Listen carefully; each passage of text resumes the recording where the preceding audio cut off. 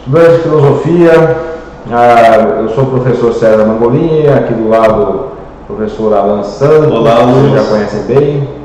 A nossa tarefa aqui hoje é falar sobre o nosso laboratório virtual de filosofia. A minha mais especificamente para falar sobre o nosso grupo de estudos, né? Enfim, eu vou pedir para o Alan vai falar de maneira mais geral sobre o laboratório, né? E dar uma ideia das atividades que ele pode realizar por ali, e depois eu falo um pouco do grupo de estudos especificamente para a gente começar as nossas atividades. Tá bom, vamos lá. A ideia desse vídeo é apresentar o grupo de estudos, que é uma novidade para o nosso laboratório de filosofia. O laboratório já existe, né? Mas o grupo de estudos é uma novidade, então nós vamos explicar isso melhor agora. Mas antes de entrar na explicação específica do grupo, vou fazer alguns comentários gerais sobre o laboratório como um todo. Então o laboratório está disponível no ambiente virtual de aprendizagem. Todos os alunos do curso de licenciatura em filosofia estão inseridos nesse laboratório. Todos os professores do curso também estão inseridos no laboratório. Eu e o professor César estamos mais ativos nesse momento, mas a ideia é que todos os professores trabalhem no laboratório. Tá?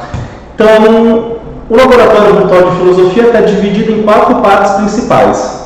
A primeira parte é o grupo de estudos. Nós vamos detalhar isso melhor nesse vídeo.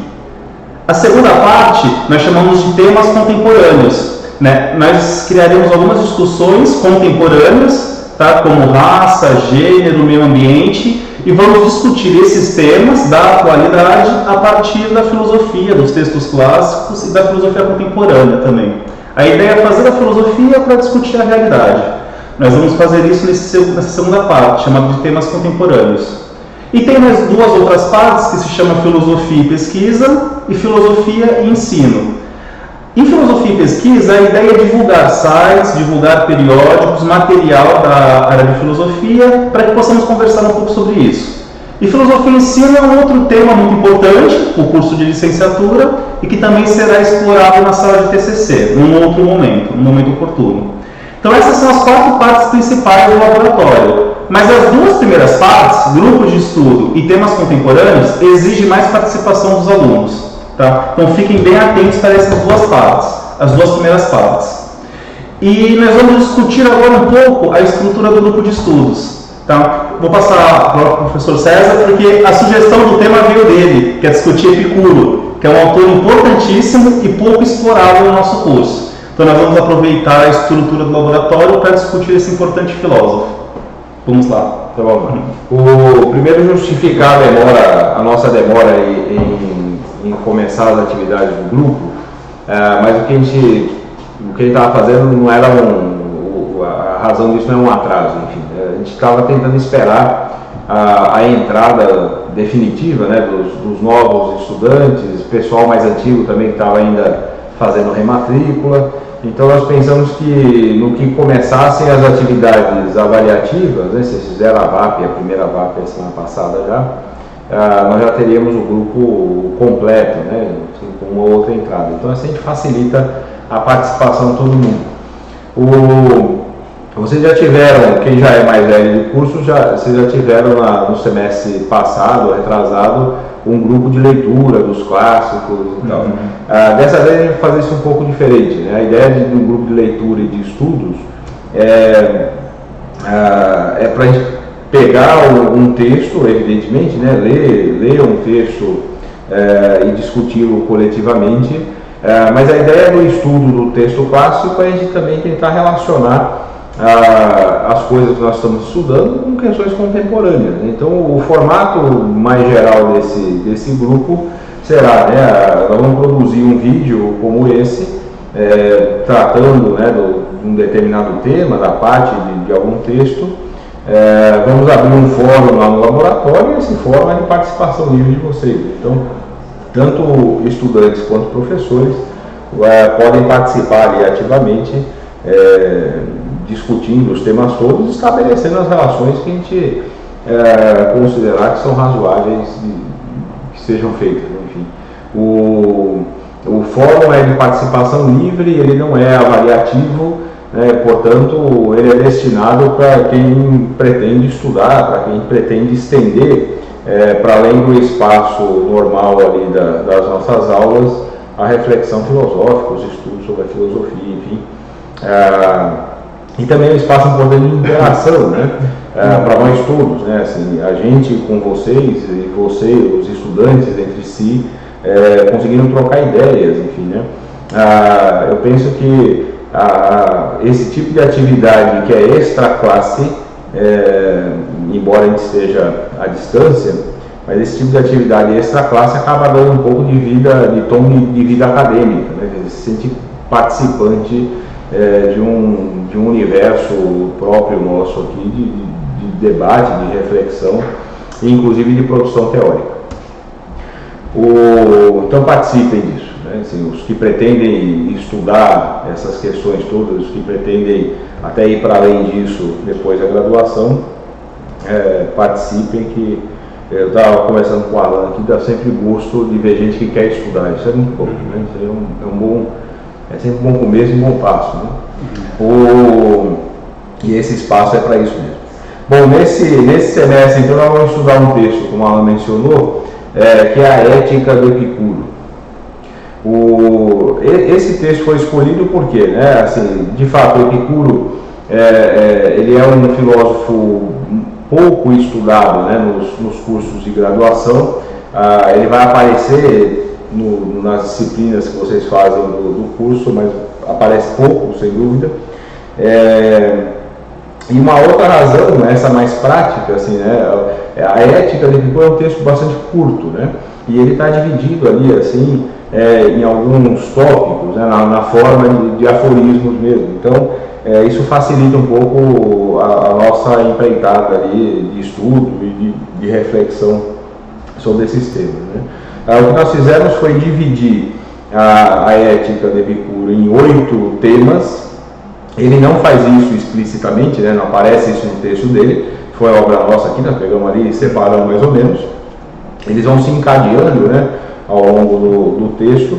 Esses 8 temas, só para a gente adiantar aqui, né? O primeiro é prazer e vida prazerosa, depois o desejo, o terceiro a riqueza e os bens materiais, o quarto é o tempo, né, e a relação ali do presente, do futuro, do passado, enfim. Quinto, justiça e virtude. Sexto, a amizade. Sétimo, a natureza e a sabedoria. E o oitavo é Deus. Esse oitavo é um parágrafo só, né? Mas assim, o Epicuro, ele, além de ser ele escreve de maneira bastante direta, assim, enfim, né? Ele não complica demais a nossa vida para compreender o que ele está pretendendo dizer, como alguns filósofos acabam fazendo, né? Às vezes alguns até com bastante gosto, né? Eles fazem, acho que de propósito mesmo, que é para achar que filosofia só é filosofia quando você escreve e a pessoa não consegue entender, ou tem que gastar metade da vida para entender 2 páginas que você escreveu. O Epicuro não fazia isso, ele era mais direto, né? Isso facilita um tanto a leitura. Mas ao mesmo tempo, cada parágrafo dele tem uma densidade teórica bastante grande. Então, nós temos temas ali para estabelecer relações, né, para a vida cotidiana e para o nosso tempo, temas os mais diversos. E a gente dizia, porque eu vou confessar a vocês que é a segunda vez que ele está gravando esse vídeo, porque da primeira vez a gente falou isso tudo e depois nós percebemos que o vídeo não está sendo gravado. Então eu já falava da outra vez, e repito, mas da outra vez só eu lá escutando, que estabelecer a partir do Epicuro. Então nós vamos estudar para saber o que o Epicuro pensava, né, e o que ele escreveu, mas de outro lado, né, nós vamos estudar também para conseguir usar as contribuições de Epicuro, se a gente considerar que seja possível, para pensar a vida de hoje, né, pensar o nosso mundo. Né. A filosofia ela só faz sentido, e ela só pode ter sentido, isso não é uma visão utilitária das coisas, mas assim, só faz sentido fazer filosofia, produzir filosofia ou estudar filosofia, se isso contribui de alguma maneira para tornar esse nosso mundo um tanto menos ruim do que ele é, no mínimo isso, né? Como eu dizia da outra vez, vai repetir de novo, independentemente das posições políticas, da fé e etc. Né? A questão não é ser de direita, ser de esquerda, e ser qualquer coisa do gênero, né? A questão é de saber o que cada coisa dessa significa, né? Saber em que lugar social nós nos colocamos quando tomamos posições, né, diante dos grandes dilemas que nós vivemos na atualidade. E o Epicuro ajuda a gente a pensar bastante nisso. No nosso começo, então, né, nós vamos ter 9 semanas para fazer isso. Se for necessário, pode estender um pouco mais, mas esse tempo vai bater mais ou menos com o início das nossas provas finais. E aí eu imagino que vocês vão estar aí assoberbados aí com as provas de trabalho, enfim, com as provas se complicam tanto. Mas 9 semanas. A primeira é essa que a gente dá início agora, né? Então, vamos tomar isso aqui como nosso momento introdutório. O que a gente indica para vocês? Lá no laboratório, você entrar lá no primeiro tópico, que é eu estou fazendo igual o Meirelles, né? Você entrar lá no primeiro tópico, que é o grupo de leitura e estudos, vocês vão ver um arquivo ali chamado cronograma do grupo de estudos. E aí, nesse cronograma, tem os temas todos separados, tem lá os parágrafos numerados, né, de cada tema. Então vocês peguem lá o arquivo que está lá também já digitalizado, e vocês podem seguir por ali cada tema. É só contar os parágrafos ali, a gente faz uma divisão, porque insisto, o Epicuro não fez isso. Mas está tudo indicado nesse cronograma. Nesse cronograma tem um link para o livro. O livro é a edição em português, né, publicada naquela coleção Os Pensadores. Lá tem 4 autores nesse volume, que é o Epicuro, o Lucrécio, o Sêneca e o Cícero. Nós vamos, obviamente, ficar ali na ética do Epicuro, né? Nem todos os textos dele que estão ali. E o que a gente recomenda a vocês, né, como atividade introdutória para os nossos primeiros debates, é que vocês leiam a introdução ao pensamento do Epicuro, que está escrito ali. É um texto pequeno, mas é bastante interessante a gente conseguir, para quem não fez isso ainda, né, situar mais ou menos ali, numa dada conjuntura histórica, né, a vida do Epicuro. Assim, quando a gente consegue entender um pouco da conjuntura histórica que o autor viveu, a gente consegue entender a partir disso também, né, as questões que ele pretendia responder, isso nos ajuda a entender, sabe, um tanto do autor sem nem mesmo ter lido, né? E às vezes, se a gente não consegue saber nada disso, a gente lê o autor e sai fazendo interpretações mais equivocadas. Isso acontece bastante, né, em todas as áreas, né? Enfim. O exemplo clássico disso, né? Peguem o que fazem com Maquiavel até hoje, porque pegam o príncipe para ler sem saber o porquê ele escreveu o príncipe, né? Aí a pessoa distorce tudo, acho que ele está passando ali uma receita de como ser sacana, né, na política e coisa do gênero. Não tinha nada a ver com isso, né? Então leiam essa introdução. O Epicuro, ele é considerado na tradição filosófica, né, um filósofo pré-socrático. Mas vocês sabem que a história da filosofia, ela não obedece muito bem à cronologia, né? Então o Epicuro, ele viveu depois do Sócrates e depois do Platão, inclusive, mas ele é considerado pré-socrático porque ele está inserido numa temática ali, né, que reúne os pré-socráticos, que é a questão da física, né, da cosmologia, aquela coisa toda. E ele vai pertencer, nesse grupo especificamente, ao que a gente chama da filosofia materialista antiga, né? Ou aos atomistas. Leucipo, Demócrito e Epicuro são sempre os mais conhecidos dessa tradição, né? Então ele tá situado ali. Se vocês lerem com carinho essa introdução, até para ler os outros textos dele, as coisas estão mais ou menos encadeadas, assim. A concepção que ele tem da física é algo que reverbera para a ética. E isso é bastante interessante. Isso pode ser já uma reflexão de início aí para todos nós, né? Assim, e ali a gente não tratava da ciência da maneira como nós entendemos hoje, né? Mas como o conhecimento científico, inclusive da física, enfim, o conhecimento do mundo material, né? E de como as coisas se reproduzem, enfim, se transformam e etc e tal. Mas como os avanços do conhecimento humano, né? Os avanços da ciência, permitem também avanços na reflexão filosófica. Há sempre uma interação, claro, entre filosofia e ciência, mas a gente pode pegar em toda a história da filosofia e pensar sempre que uma grande revolução científica promove uma revolução filosófica na sequência.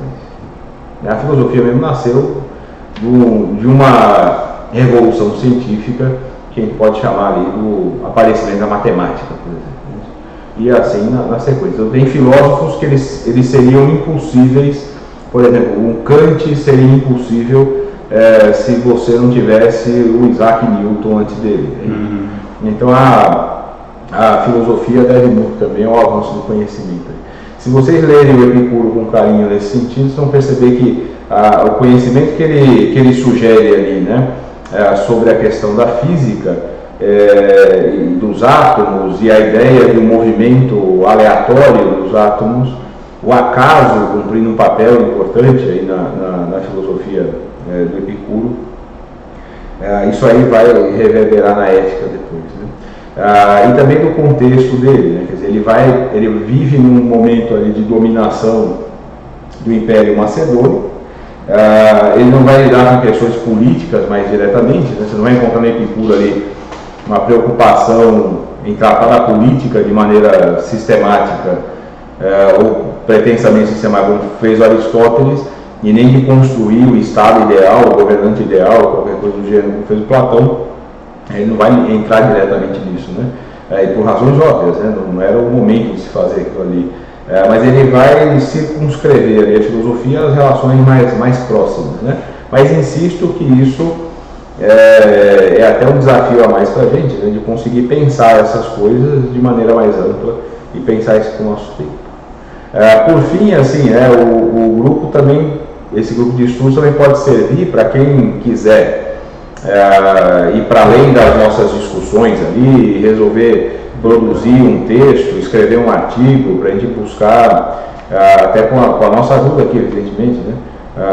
Para a gente tentar buscar publicação, né, desse artigo em revistas que apoiem artigos discentes, ou então em outras revistas acadêmicas que a gente consiga encontrar espaço, vocês fiquem à vontade em fazer. Será uma alegria bastante grande para nós aqui ver vocês produzindo sobre isso e procurando escrever e avançando na reflexão sobre esses temas todos. Esse do grupo de estudos, né? Mas de qualquer maneira, assim, né, vocês querendo produzir algo desse tipo, procurem um de nós aí, que a gente discute essas coisas e tentar ajudar vocês no que for possível, tá bom? Então participem do grupo, pode ser uma atividade, insisto, bastante interessante para nós, e que a gente faça isso de maneira livre, tranquila e serena, como deve ser a reflexão filosófica. Tá? Isso aí. Até mais.